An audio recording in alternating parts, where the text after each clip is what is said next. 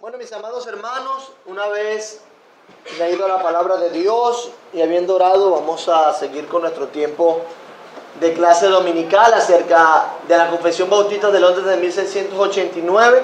Estamos evaluando qué creemos, guiados por la Confesión de Londres de 1689, y estamos específicamente en el capítulo 8 de Cristo el Mediador. Y hemos evaluado el párrafo número 1 ya. Hemos visto quién ordenó al Señor Jesús como mediador, cuándo lo hizo, con qué propósito lo hizo y qué implicaba ese oficio mediador. Decíamos que lo que implicaba ese oficio mediador era que iba a ser profeta, sacerdote, rey, cabeza y salvador de la iglesia, el heredero de todas las cosas y el juez del mundo. Y hablamos también que Dios le dio una simiente, le dio un pueblo, para que a su tiempo el Salvador, este mediador, lo redimiera, llamara, justificara, santificara y glorificara. De manera que lo que hemos visto de la identidad de este mediador es que es hijo de Dios, fue electo y ordenado por Dios, tiene una herencia, es el Salvador, es profeta, es sacerdote, rey, tiene una simiente, hay un pueblo que le sigue, hay un pueblo que le pertenece. Pero hablando de mediador, hablábamos que alguien que media es porque hay dos partes en conflicto, y precisamente eso es lo que estaba pasando con el pueblo de Dios, mejor dicho, con la humanidad y con Dios. Eso es lo que estaba pasando, había una enemistad, había hostilidad.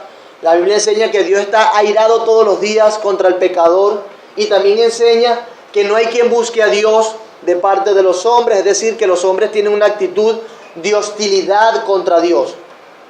De modo que hay diferencias, dos partes que están en conflicto. Definitivamente una de esas partes es sumamente superior a la otra. Y por eso es que hablábamos como de aquellas características que debía tener ese mediador. Cómo nos convenía ese mediador, que es lo que tenemos acá. Sigue adelante. ¿Qué debía hacer ese mediador ante la distancia tan grande entre Dios y el hombre? ¿Qué nos dice Hebreos? Lo leíamos. Hebreos nos enseña que nos convenía que fuese santo. ¿Qué más? Apartado del mal, inocente, sublime. Hebreo nos enseña que el mediador debía tener esa característica. Por favor, vayamos por un momento a Hebreos 7.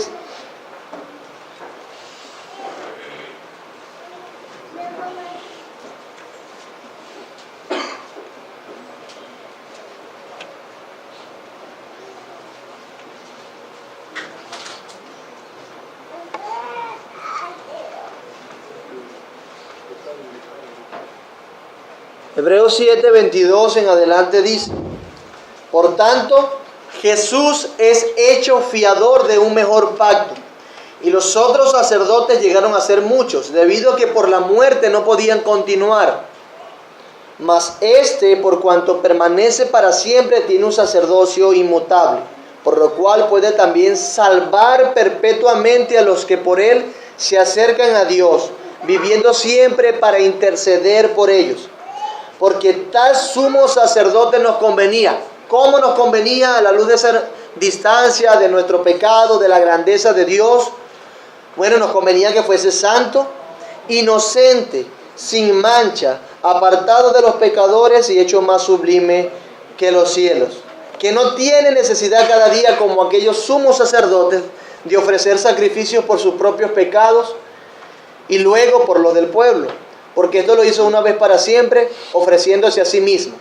Este pasaje implica una doble naturaleza de aquel mediador. ¿Cómo es eso?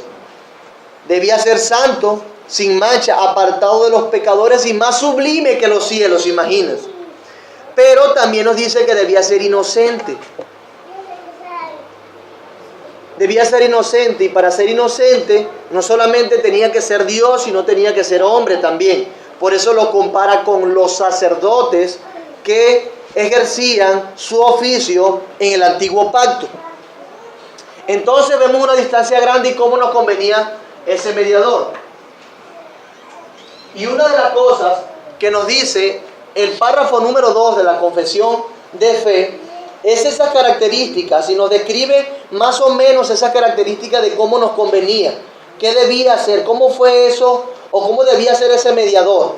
Y en primer lugar él nos dice que era el Hijo de Dios. Ese mediador, Jesucristo, era el Hijo de Dios. Dice el segundo párrafo del capítulo 8 de la confesión de fe: el Hijo de Dios, la segunda persona en la Santa Trinidad, siendo verdadero y eterno Dios. Vemos entonces como característica de esta persona que era el Hijo unigénito de Dios. Y eso lo vimos brevemente las otras 2 semanas. Hasta aquí fue un repaso rápido pero puntual. Y estamos en el punto de evaluar que era el Hijo unigénito de Dios como mediador. Como debía y como lo profetizaban el Antiguo Testamento, el Mesías, el mediador, no solamente sería un caudillo, libertador, políticamente hablando, sino que sería santo, hijo de Dios, hijo de Dios. Lo llama el Salmo 2, versículo 7. Hijo de Dios. Que por eso es que hace la confesión de fe alusión a ese mediador que debía ser el Hijo de Dios. Y al ser el Hijo de Dios le daba las características de santo, sin mancha, apartado de los pecadores y, más importante, más sublime que los cielos. ¿Ok? Entonces, quería aprovechar el tiempo para hablar de o dar argumentos acerca de algunas herejías, porque así fueron catalogadas en la historia por la iglesia, de algunas herejías que tratan de tergiversar lo que implica el carácter de Cristo como hijo. El carácter de Cristo como hijo. Vemos entonces que el mediador ese Señor Jesús es Hijo unigénito de Dios. Juan 1:14, Juan 1:18, Juan 3:16, 18, primera de Juan 4:9. En ese orden, por favor, vamos buscándolo.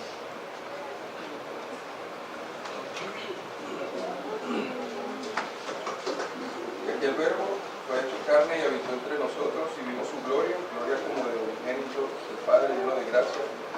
Perfecto. Importante que en este pasaje que lee nuestro hermano Henry, dice que el Verbo fue hecho carne. Y la descripción que nos da en el versículo 1 de ese Verbo es que ese Verbo era una persona diferente a Dios, pero era con Dios y era Dios. Y ese Verbo, ¿cómo se le llama en el versículo 14? Unigénito de Dios. ¿Ok? ¿Qué dice el versículo 18? Juan dio testimonio de él y clamó diciendo: este es el que yo decía, el que viene después de mí. A Dios nadie le dio la mano.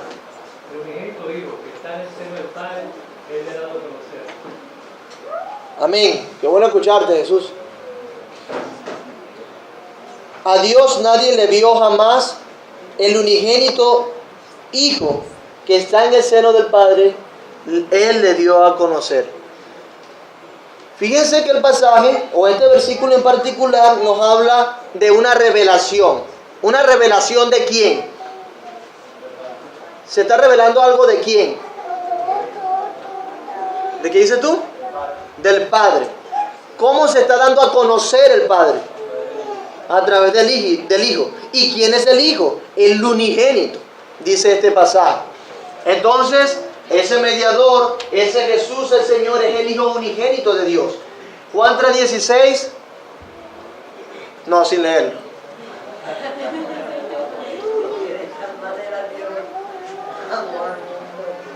Dio a su Hijo único para que el que crea en Él Ajá, y no se pierda. Definitivamente, nueva versión inglés. Una traducción dinámica, definitivamente, sí. Pero bien, sí, le llama, se alude a Cristo allí como el unigénito. Porque de tal manera amó Dios al mundo que ha dado su hijo, ¿qué? ¿Su hijo qué? Unigénito. De manera que el término unigénito le da una connotación que añade información al carácter de hijo de Cristo. ¿Ok? Jesús era el hijo, pero hay algo más. ¿Era el hijo qué? Unigénito. O sea, está dándole unas características adicionales. El unigénito está cargado de una información importante acerca del hijo. Es el unigénito. ¿Ok? Juan 3:18 nos habla de que el que no cree en él ha sido condenado. Y el que en él cree no es condenado, pero el que no cree en él ya ha sido condenado porque no ha creído en el nombre del unigénito Hijo de Dios. De manera que para ser salvo hay que creer ¿en qué nombre? En el nombre del Hijo. ¿En el Hijo de qué Hijo? El unigénito Hijo de Dios. ¿Ok? Dios tiene más hijos. ¿Cuáles hijos, hermano Andrés? Aquellos que han sido adoptados por medio de la fe. Ok. Son creyentes, adoptados por medio de la fe, adoptados. Pero tú sabes cómo, ¿a quién le llama hijo también la Biblia? A los ángeles. O sea, como criatura, de manera que podemos ver que Dios tiene, la Biblia llama hijos a varias de sus criaturas, hablando de los ángeles y de los hombres y de los escogidos o de los que son salvos. Entonces, de Cristo se dice que Él es el Hijo unigénito. Primera de Juan 4:9, ¿qué dice? En esto se mostró el amor de Dios para con nosotros, en que Dios envió a su Hijo unigénito al mundo para que vivamos por Él. Excelente. Podemos vivir solamente a través del Hijo unigénito. Y que ese pasaje se parece mucho a Juan 3:16. Dios mostró su amor a través de enviar a su Hijo unigénito. O sea, la mayor muestra de amor, a la luz de la gran distancia que había entre el Dios creador y santo y los hombres pecadores, fue mostrar o enviar a su Hijo unigénito. La mayor muestra de amor. O sea que vemos a Cristo y vemos el amor de Dios expresado de una manera contundente. No se puede negar que Dios nos amó, porque envió a su Hijo unigénito. No envió a un ángel, no envió a un profeta meramente. ¿Envió a quién? A su Hijo unigénito. ¿Qué muestra de amor? Más adelante, con la teología que nos muestra Pablo en Romanos y en las otras epístolas y los otros apóstoles, vemos que Cristo también era la justicia de Dios. Qué bueno o qué beneficios tan hermosos nos trae Cristo como mediador. Entonces, ese Jesús, el Señor, el que es mediador, escogido por Dios a través de un pacto eterno, debía ser y es el Hijo unigénito de Dios. ¿Ok?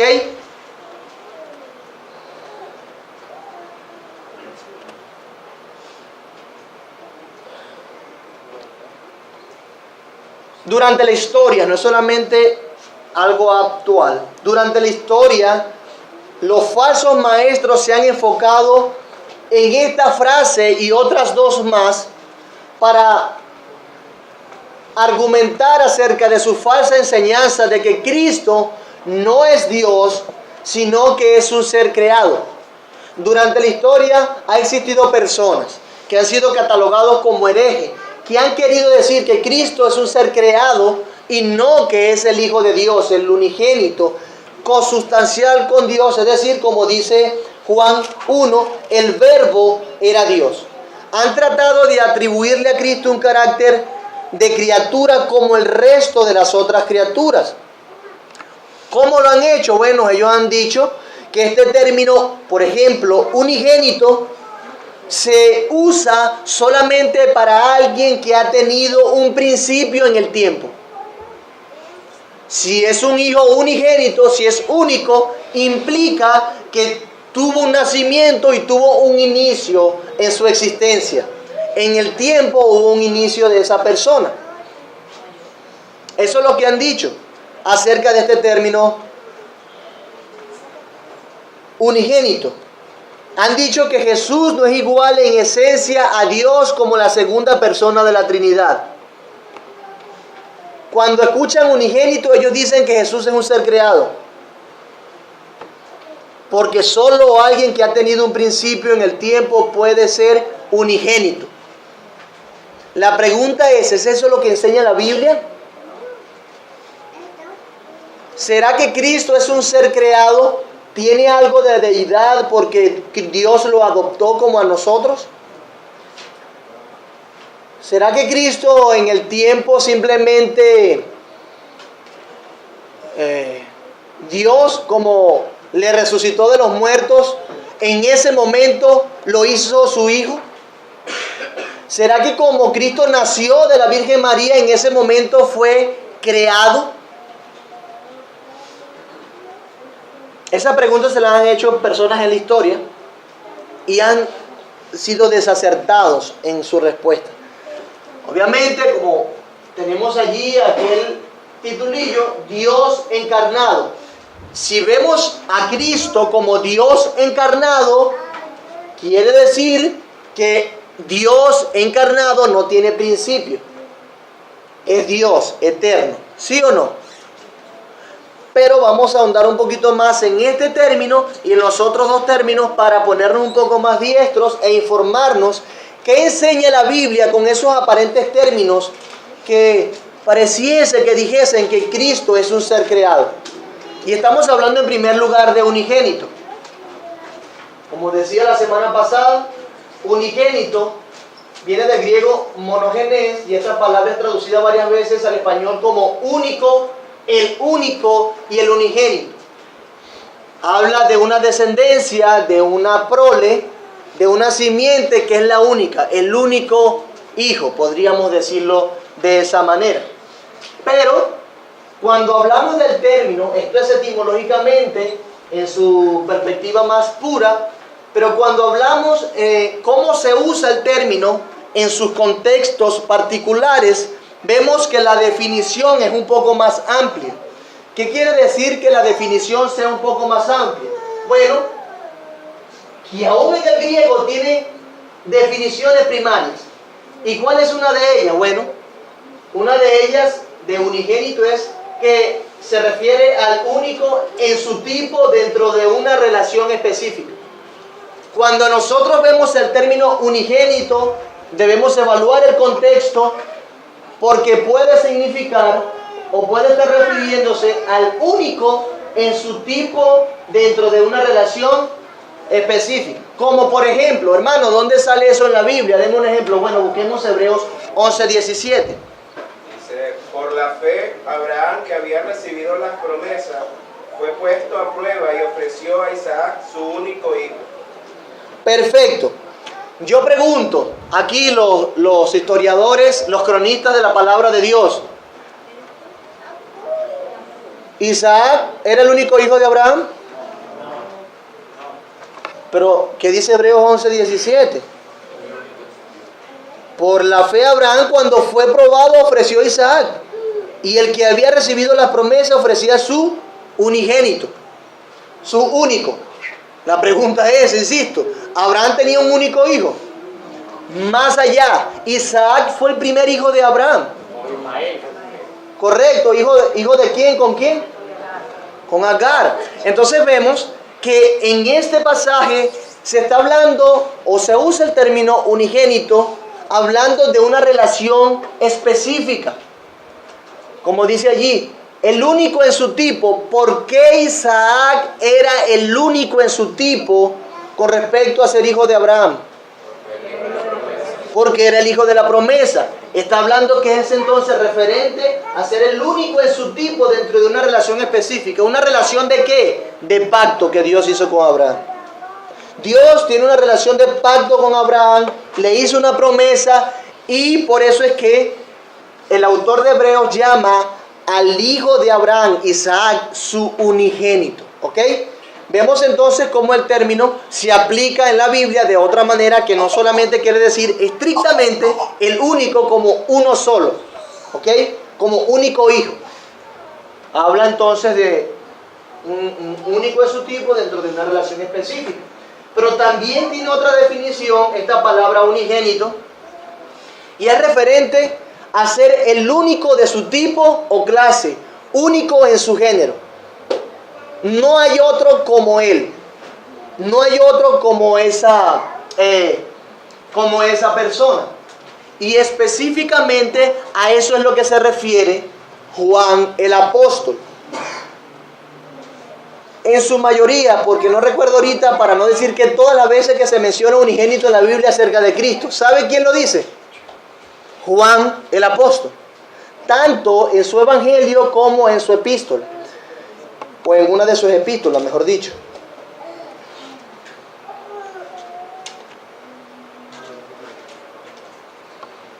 Hemos leído ya Juan 1.14, ¿recuerdan?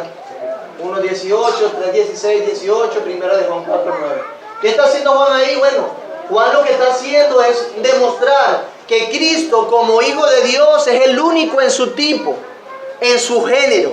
No hay otro Hijo de Dios como Jesús el Señor. No hay otro Hijo de Dios como Jesús el Señor. Él es el unigénito del Padre.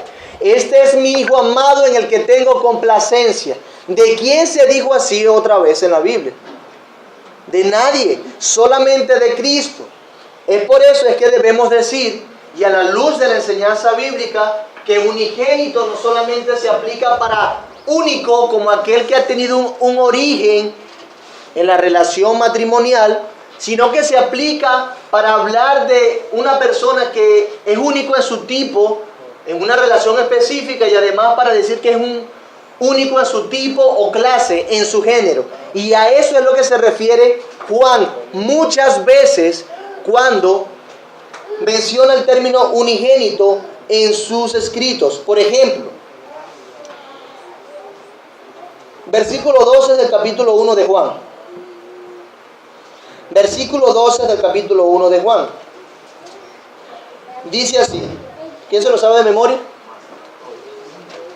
Levante su mano. ¿Quién se lo sabe de memoria? Ajá, hermano Andrés. Mas a todos los que le recibieron, los que creen en su nombre, les dio potestad de ser hechos hijos de Dios. Perfecto. ¿A los que creen en quién? En el Hijo unigénito. Pero los que creen en el Hijo unigénito les dio potestad de ser llamados hijos de Dios. ¿Qué es lo que está haciendo Juan? Dando una diferencia importantísima entre aquellos que han sido adoptados a través de la fe y aquel que es el unigénito del Padre, diferente al resto. E insisto con el argumento siguiente: en el principio era el Verbo, y el Verbo era con Dios, y el Verbo era Dios, ¿cierto? ¿El Verbo era Dios? Sí. ¿El Verbo era con Dios? Sí. ¿En el principio era el Verbo? Sí. Ok. ¿Qué dice el versículo 14? Y aquel Verbo fue hecho carne y habitó entre nosotros. Ajá, pero Juan, ¿quién era ese que habitó entre nosotros? ¿Quién era ese Verbo? Bueno, y vimos su gloria como del unigénito del Padre, lleno de gracia y de verdad. Estamos hablando entonces que ese Verbo es el unigénito del Padre, eterno, consustancial con Él. Dos personas, porque dice el versículo 1, y el Verbo era con Dios. Dos personas. Y termina diciendo el verso 1, y el Verbo era Dios. Dos personas, la misma esencia. ¿Ok? Unigénito. Sigue adelante, mi hermana, por favor. ¿Qué significa que Jesús sea el unigénito de Dios entonces? Bueno, lo que significa es que es el único de su tipo o clase, único en su género. El único representante del ser y carácter de aquel que le envió, Dios el Padre. Y es importante que lo veamos así. Cristo Jesús es el Hijo unigénito porque es el único representante del ser y carácter de aquel que le envió, Dios el Padre. Por eso es que este pasaje nos dice que Cristo dio a conocer al Padre. ¿Cómo se reveló Dios? A través de Cristo. ¿Ok? Es el único representante del ser y carácter de aquel que le envió, Dios el Padre. Es el único en su tipo, en su clase. No hay como... Y hay uno que canta por allí. No es como yo. Entonces vemos que es el único. En ese sentido es el único. Eso es lo que significa que Jesús sea el Hijo unigénito. Insisto, Juan es el único y el que insiste muchas veces en llamar a Cristo como el unigénito. Y él usaba esta palabra para identificar a Cristo como el único Hijo de Dios, compartiendo la misma naturaleza divina de Dios, contrario a los creyentes que son hijos o hijas de Dios a través de la fe. El objeto o el propósito del apóstol Juan en llamar a Cristo unigénito es demostrar qué clase de gloria era la que él y sus compañeros en el apostolado habían contemplado. ¿Qué tipo de gloria? ¡Wow! Gloria como la del unigénito Hijo de Dios. ¿Sí se fijan? ¿Con quién anduvieron ustedes? Con el Hijo de Dios. ¿Cuál Hijo? El unigénito Hijo de Dios. Por eso nos habla de una gloria que venía de una singular relación entre Padre e Hijo. Esa gloria que tenía Cristo es porque tenía una relación singular con el Padre. Singular. Juan 20:31. ¿Quién lo lee, por favor?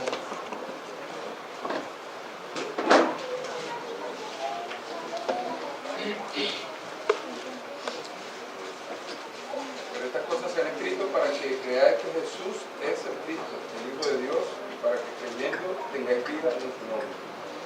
¿Qué quería alcanzar Juan con lo que escribió en su evangelio?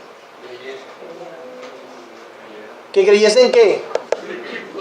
Que Jesús es el Hijo de Dios. Por eso escribe como escribe. Por eso leímos parte del primer capítulo de Juan.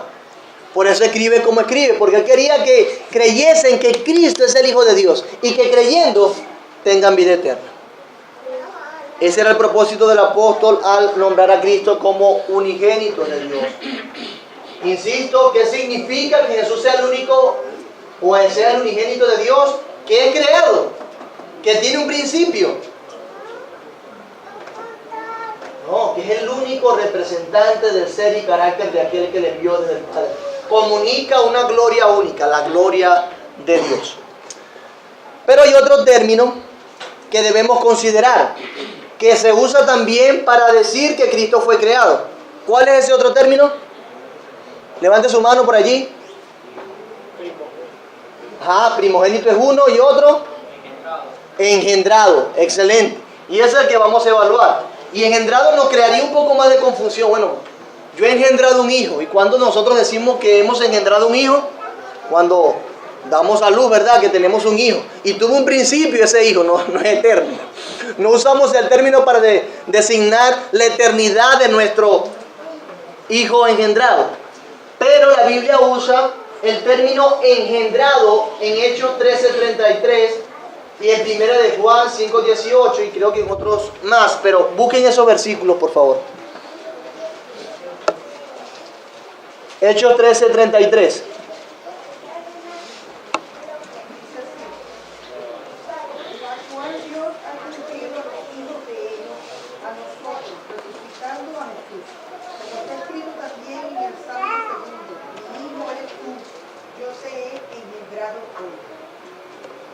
Perfecto.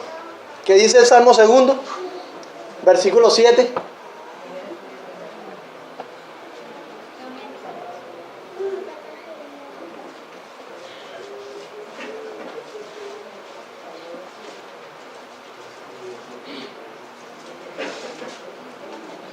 Yo publicaré el decreto, que Juan ha dicho, mi hijo es tú, yo te engendraré hoy. Wow.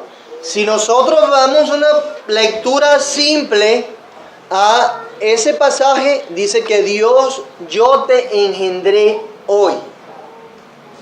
Yo te engendré hoy. Es como que sí, ok, yo te concebí hoy. O sea, tuviste un inicio. Oye, se nos complica un poco la cosa. ¿Qué dice 1 de Juan 5:18?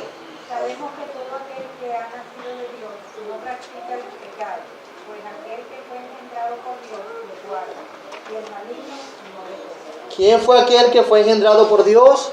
Cristo, y Cristo le guarda y el maligno no le toca, dice 1 de Juan 5, 18. Chanfle.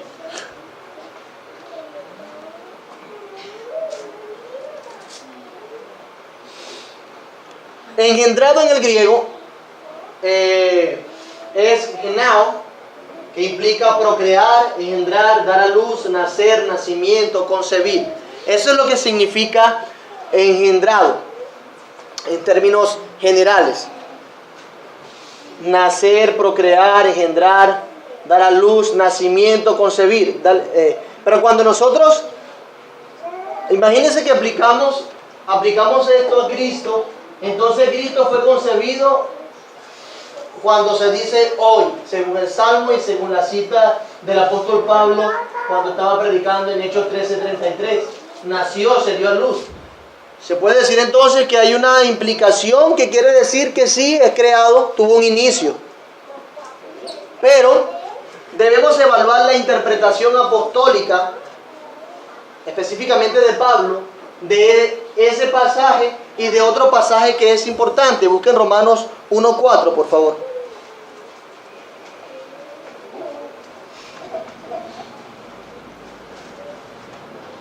Ok. Ya está bien, Fidel, dame un momento. Vamos a ver la interpretación apostólica, ya que parece confundirnos el término engendrado. ¿Ok? Hechos 13:33, alguien que lo vuelva a leer, por favor.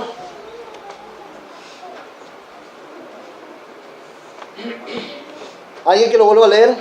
La cual Dios ha cumplido a los hijos de ellos, a nosotros, resucitando a Jesús, como está escrito también en el Salmo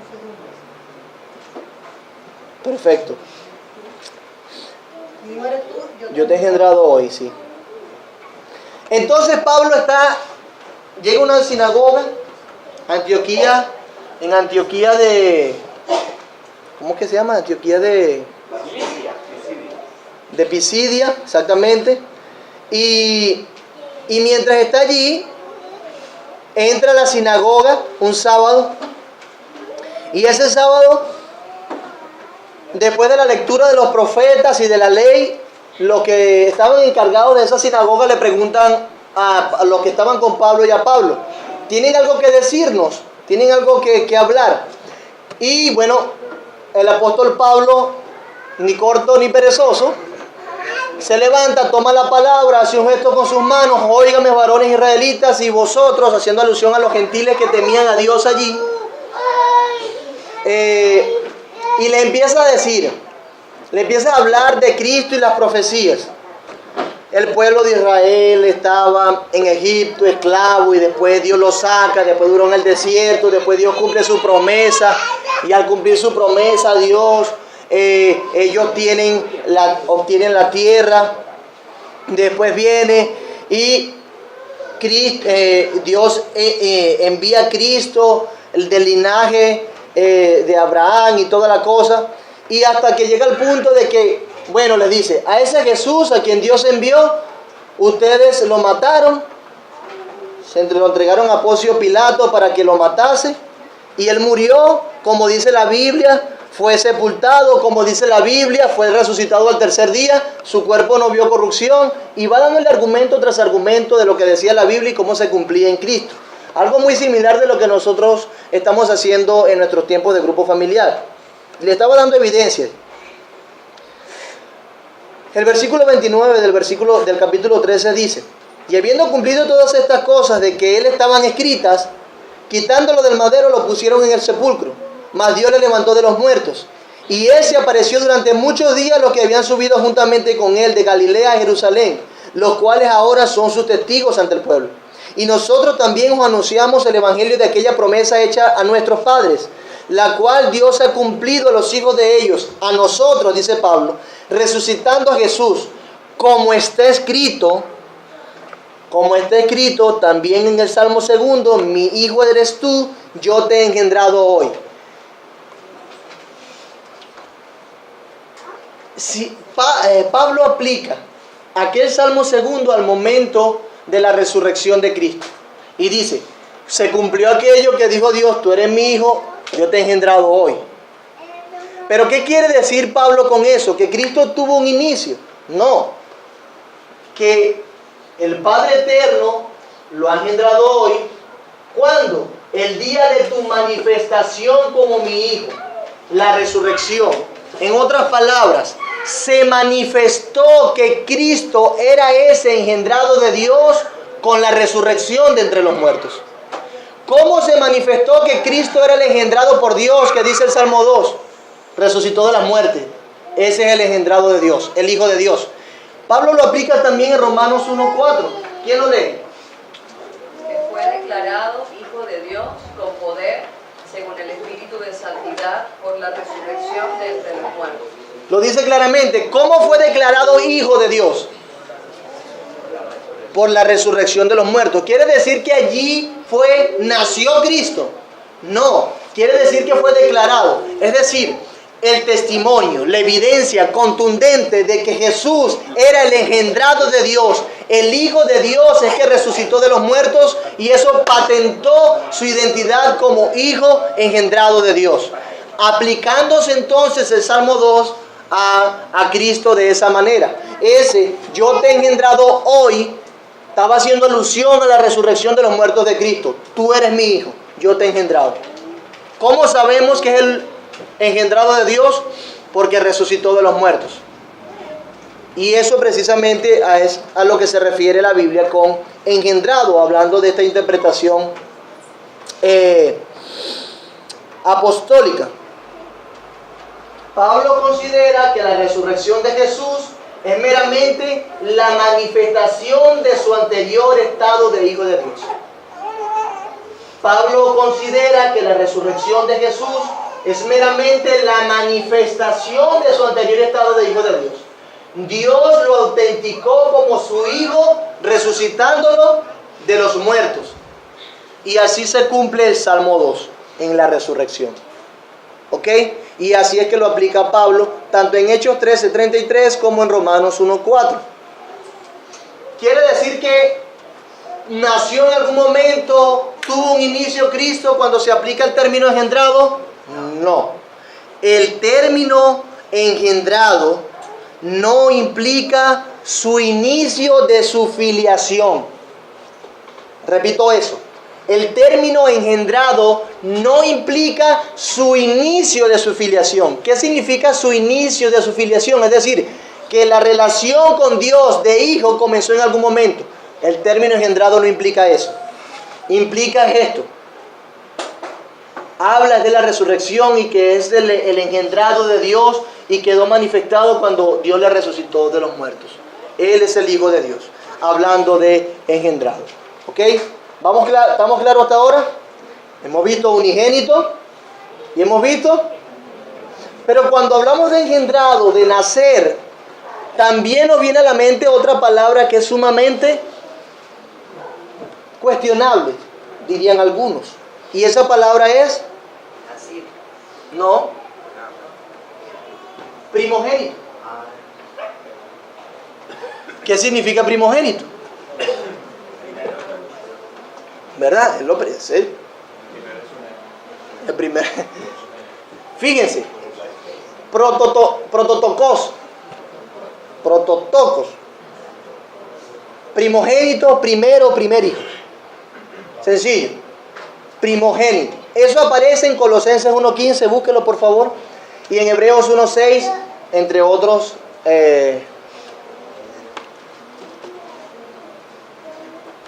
Dice de Cristo que Él es el primogénito. Colosenses 1:15. Él es la imagen del Dios invisible, el primogénito de toda creación. Cuando damos una lectura ligera de eso, ¿qué podríamos llegar a qué conclusión? Que Él es el primero creado. Está hablando de creación, está hablando de primogénito. No vengas tú. El contexto nos dice en ese versículo que es primero de todas las criaturas. Es decir, que fue su primer hijo antes que toda la demás creación. Es decir, tiene un inicio. Si fue el primero, tuvo un inicio. Dicen algunos. ¿Qué dice Hebreos 1:6? Y otra vez, donde Adórenle todos los ángeles de Dios. A Jesús se le llama primogénito allí, pero es un poquito claro en ese solo versículo porque cuando se introduce al primogénito en el mundo, si se fijan, el primogénito era, solo que hubo un tiempo en el que se introdujo en el mundo. Entonces, muchos han usado este término para descalificar el carácter de hijo esencial y eterno de Jesús el Señor con respecto al Padre, al Creador. Pero debemos decir que también este término primogénito puede indicar, a la luz del contexto donde se use, superioridad de tamaño, puede implicar rango, fortaleza o preeminencia de carácter o de posición.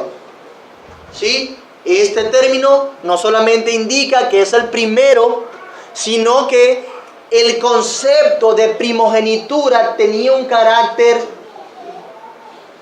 exclusivo, un carácter de superlativo, de excelencia, de superioridad, el concepto como tal. De manera que sí se puede aplicar, y de hecho naturalmente se aplicaba al primero de la camada, si podíamos decirlo, pero también según el contexto se usaba ese concepto, no el hecho mismo de ser el primero, para aplicarlo a otra persona que tenía ese carácter de posición, ese carácter superlativo. Por ejemplo, Isaías 14:30. Otro que busque Salmo 89, 20 y 27, y otro que busque Éxodo 4, 22.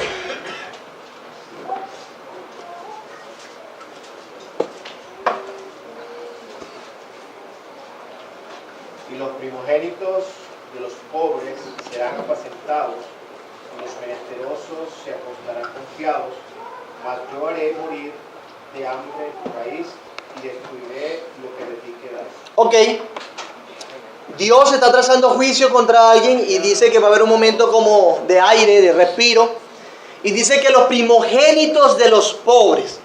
Cuando habla allí de los primogénitos de los pobres, no se refiere a los hijos primeros de los pobres, sino que a los más pobres verán un respiro. Los más pobres, los que tienen ese carácter de urgencia, los primogénitos de los pobres, o sea, los más bajos de los pobres, verán un respiro, en otras palabras, ¿ok? Y fíjense que el término no se usa para decir los primeros de cada pobre, de la familia de cada pobre, no. Simplemente para dar un carácter superlativo a esos pobres, es decir, el pobre más pobre será saciado en ese momento. ¿Qué dice Salmo 89, 20, 27? Hallé a David mi siervo, lo ungí con mi santa unción. Y el 27, yo también le pondré por primogénito el más excelso de los reyes de la tierra. ¿Ese es qué versión? Reina Valera. Perfecto. Javier, léelo tú también ambos versículos, por favor. Yo sé que tú tienes esa Biblia dinámica. Dame el favor ahí.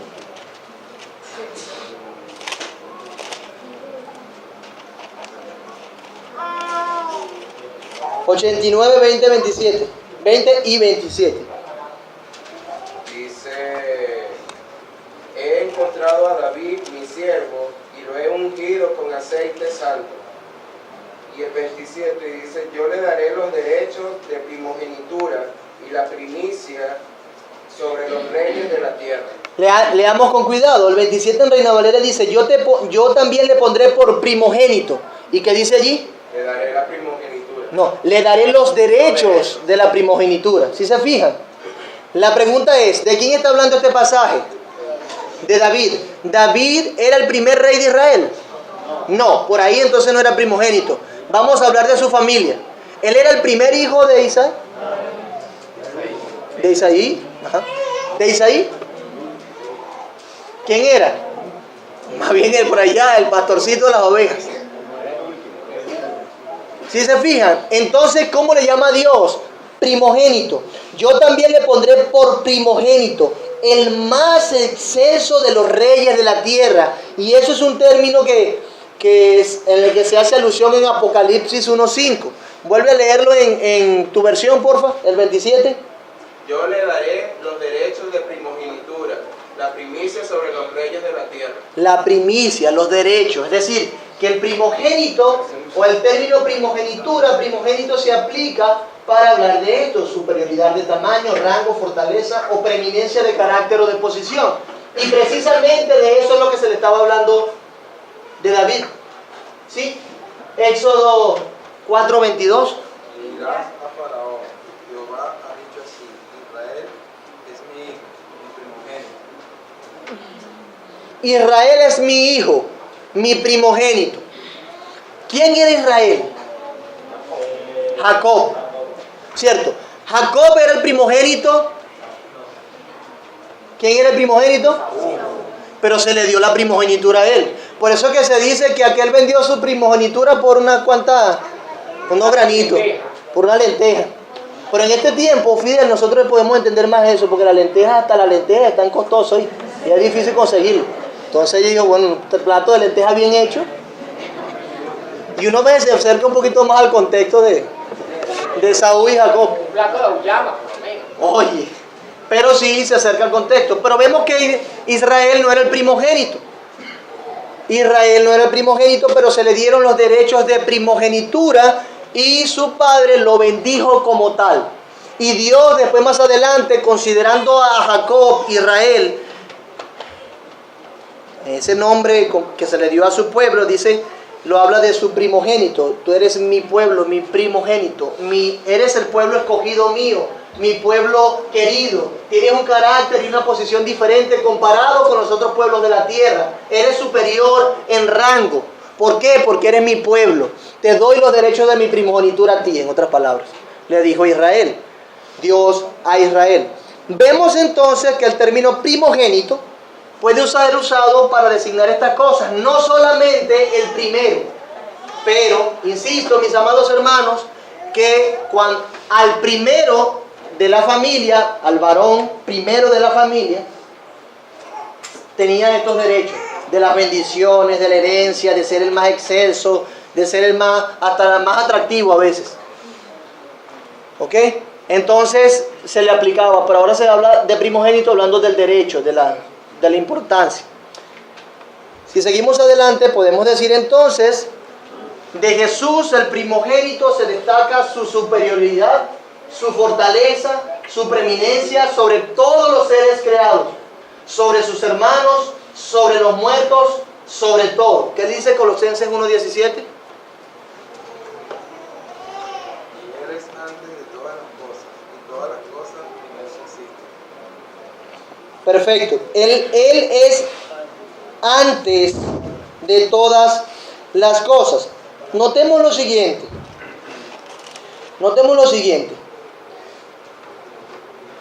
Podríamos decir que según el versículo 15, Él es la imagen de Dios visible, el primogénito de toda creación. Algunos se pudiesen confundir.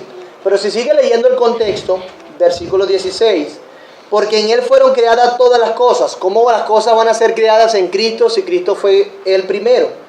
Las que hay en los cielos y las que hay en la tierra, visibles e invisibles, sean tronos, sean dominios, sean principados, sean potestades. Todo fue creado por medio de Él y para Él. Y Él es antes de todas las cosas y todas las cosas en Él subsisten. Y Él es la cabeza del cuerpo que es la iglesia.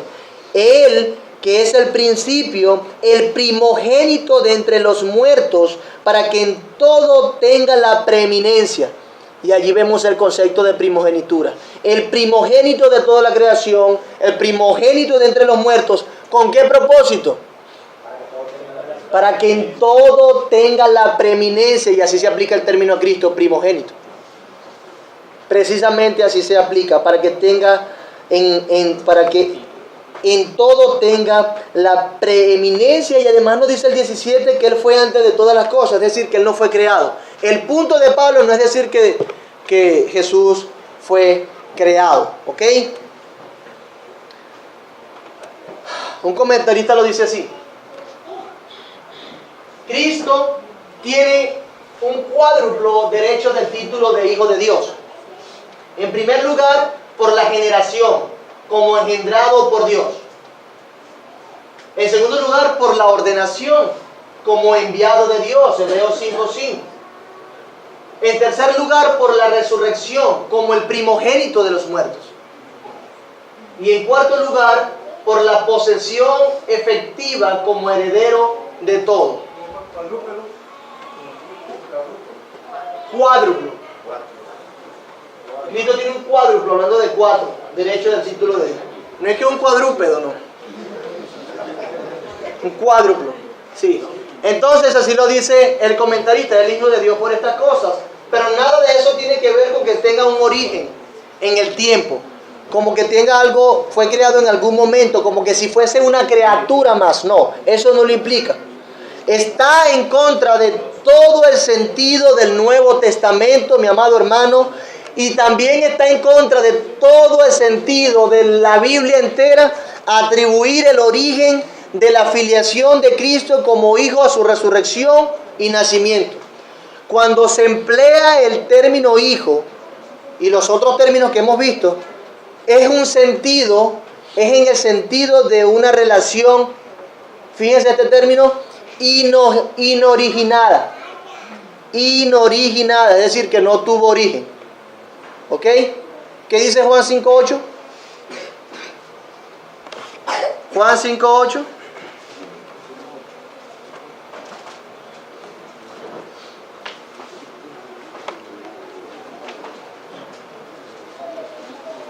Jesús le dijo, levántate, toma tu lecho y anda.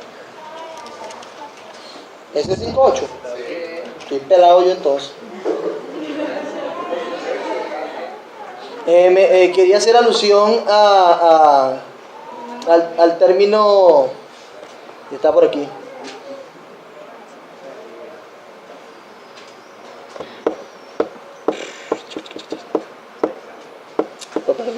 Perdonen, pero ustedes lo conocen, es el término que dice, que le dice, antes que Abraham yo fuese. 8:57. 8:56, gracias hermano. Oye, qué bueno, gracias al Señor por estos cielos. Entonces le dijeron los judíos, aún no tiene 50 años, ¿ya has visto a Abraham? Jesús les dijo, de cierto os digo, antes que Abraham fuese, yo soy. Se estremeció todo. Qué grande eso. Qué grande eso. Hermanos, ninguno de los términos que hemos visto se puede usar para decir que Cristo es un ser creado. Va en contra de toda la enseñanza de la Biblia, mi amado hermano. ¿Ok? De manera que de ninguna forma el Hijo fue creado en algún momento. El Hijo, Jesús el Señor, no fue creado en algún momento. Como lo diría alguien, el engendramiento no es un evento temporal, por muy remoto que se quiera, sino un hecho independiente del tiempo. Hablando del engendramiento, el Cristo no vino a ser, sino que necesaria y eternamente es el Hijo de Dios. Jesús no fue creado, Jesús es el Salvador. Se aplica el término o esa ilustración Padre e Hijo para hablar del Dios Padre y Dios Hijo, de esa relación. Son términos humanos usados para ayudarnos a entender la relación entre las diferentes personas de la Trinidad. Si nosotros podemos comprender la relación entre un Padre y un Hijo humano, entonces podemos entender en parte la relación entre la primera y la segunda persona de la Trinidad. Pero la analogía se rompe si trata de llevar demasiado lejos esta analogía y enseñar, como algunos dijeron, como los testigos de Jehová, que Jesús es literalmente unigénito como producido o creado por Dios el Padre. Entonces, no podemos llevar esta ilustración demasiado lejos. Es una ilustración. ¿En qué podemos usarla? Bueno, en que, como decía mi hermana Nancy el domingo pasado, el Hijo tiene la misma genética que el Padre, queriendo implicar de la simiente de Dios, es la esencia de Dios. Su ser está en el Hijo, ontológicamente, como lo llaman los teólogos, en esencia. ¿Ok? Entonces, cuando estiramos mucho esa ilustración, fallamos y empezamos entonces a pensar como los testigos de Jehová. Ah, no, Jesús es creado, Él no es hijo de Dios eterno como el Padre, no es consustancial como Él. Entonces, Jesús no fue creado y es el creador. Y quisiese terminar con esto.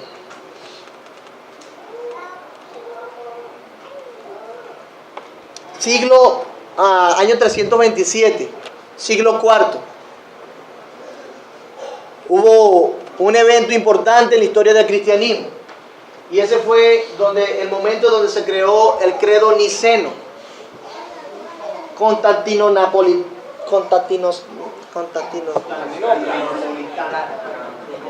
Gracias. Constantino-napolitano, el credo niceno. ¿Y qué dice ese credo? Bueno, vamos a hablar un poco de la coyuntura. Hubo uno que estaba diciendo que Cristo era engendrado y eso implicaba que no era Dios, sino que era una criatura. Y ese hombre se llamó Arrio, ¿verdad? Arrio. Y empezaron durante muchos años a hablar de cómo es esto. Y empezó a conversarse acerca de esa herejía que estaba por allí. Entonces se hizo un concilio para ver si es verdad que Cristo era creado. Y se habló, se debatió allí en ese momento las enseñanzas de este hombre. Y a fin de cuentas, él fue catalogado como hereje. Y el credo apostólico creció. Y ahora se incluyó otros términos al credo apostólico, que es el que entendemos como credo niceno o el credo de Nicea, año 327 después de Cristo, que dice de la siguiente manera: creo en un solo Dios, Padre todopoderoso, creador del cielo y de la tierra, de todo lo visible y lo invisible. Creo en un solo Señor, dice. ¿Quién es ese Señor? Jesucristo, Hijo unigénito de Dios, engendrado del Padre antes de todos los siglos. Fíjense que no tiene un momento en el tiempo. Antes de todos los siglos. Continúa diciendo: Dios de luz, Dios de Dios, luz de luz, Dios verdadero de Dios verdadero. Ese es Cristo. Hablando de Cristo, fíjense la descripción que le da ese credo. Engendrado, no creado, de la misma naturaleza del Padre, por quien todo fue hecho. Y ese ya lo hemos visto en los versículos y vemos que describe perfectamente lo que nosotros queremos decir con respecto a Cristo. Y seguimos leyendo para informarnos que por nosotros los hombres y por nuestra salvación bajó del cielo y por obra del Espíritu Santo se encarnó de María, la Virgen, y se hizo hombre, que es lo que vamos a ir viendo más adelante. Y por nuestra causa fue crucificado en tiempo de Poncio Pilato, padeció y fue sepultado, y resucitó el tercer día, según las Escrituras, y subió al cielo, y está sentado a la derecha del Padre. Y de nuevo vendrá con gloria para juzgar a vivos y muertos, y su reino no tendrá fin. Creo también en el Espíritu Santo, Señor y dador de la vida, que procede del Padre y del Hijo, que con el Padre y el Hijo recibe la misma adoración y gloria. El Espíritu Santo es Dios. Y que habló por los profetas. Creo en la iglesia, que es una santa, católica y apostólica. Católica no hace referencia a la iglesia católica romana, sino que cree en una iglesia universal y apostólica. Y el hecho de que use el término apostólico implica que en esa iglesia está fundamentada en la doctrina de los apóstoles, en las enseñanzas de los apóstoles. Creo en una iglesia que es una santa, católica y apostólica. Confieso que hay un solo bautismo para el perdón de los pecados. Espero la resurrección de los muertos y la vida del siglo venidero. Amén. Ese es el credo niceno.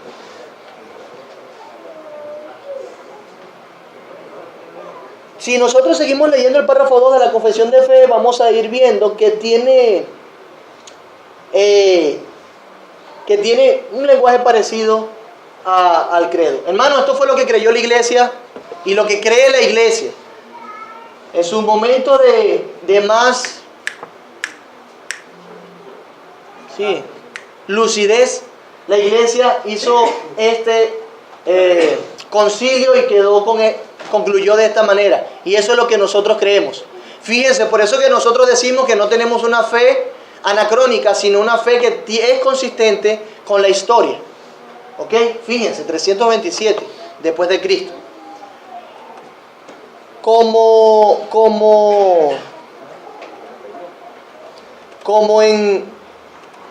para que estudien y crear allí algo en su mente, un no sé qué, ya tengo la hora. Hubo también un obispo en el siglo IV que defendió la deidad de Cristo contra la herejía arriana, pero lo hizo de una manera diferente. Ese obispo tuvo la osadía y estaba tan indignado por las palabras de Arrio que ¿sabe cómo lo defendió? A golpes. Sí, señor. Le dio su cachetadita por hereje. Dicen algunos que el tiempo de la coyuntura era algo importante. Se estaba debatiendo la deidad de Cristo. Imagínense eso. Sumamente importante. Entonces vemos que con esa iniciativa le da esa cachetadita o esos golpes, aún en algunos de esos debates en la plenaria del concilio, y lo destituyeron de su cargo a ese hombre. Pero era muy querido. Esa persona tenía plata, tenía una herencia, y él era muy dadivoso con los niños y con las personas pobres. Era muy dadivoso. Y ese obispo, como era tan querido, a pesar de que fue destituido por obispo por su conducta, que no es de un obispo, fue reelecto, fue devuelto a su oficio. Ese obispo fue puesto en su oficio de nuevo, a pesar de que le había dado su cachetadita. Quizá yo también le hubiese dado su cachetadita por hereje, no sé si ustedes. Pero él demostró su celo de esa manera. Pero el nombre de era, claro, ha cambiado el nombre en varios países. A él se le santificó como un santo, ¿sabe? Lo que ha pasado en la historia de la iglesia, se santificó. Y el nombre de ese obispo es San Nicolás. ¿Ok? Sí, santificó, se le beatificó. Es San Nicolás. Agarren ese trompito en la huya ahí y sigue investigando. ¿Ok? Vamos a orar. Ajá, dime, Fidel, que te tengo hace tiempo, para no incumplir mi palabra. ¿La clase o termina todo aquí? Ya se acabó, nos vamos. Hay muchos argumentos todavía en contra de la divinidad de Cristo. Sí, pero después más adelante lo veremos en otra ocasión, Ahora estamos aprovechando los términos. ¿Ok? Y además que eso también lo hemos visto en la guía de los grupos familiares. Bueno, oremos. Señor, te damos gracias, te bendecimos, te damos gloria y honra a ti porque nos has demostrado por tu palabra que una vez más que Jesús es el Rey de Gloria, el unigénito del Padre, consustancial contigo, Señor, en quien nosotros tenemos salvación, en quien hemos creído y tenemos seguridad en nuestra fe. Te alabamos y te bendecimos porque nos enviaste a tu amado a morir por nosotros y nosotros nos ha dado la gracia de creer en ti. Te ruego que traigas salvación a otros también, Señor, y que nos siga dando luz, entendimiento, la capacidad de degustar, de aprender estas verdades que impacten nuestra vida y que las disfrutemos profundamente, Señor.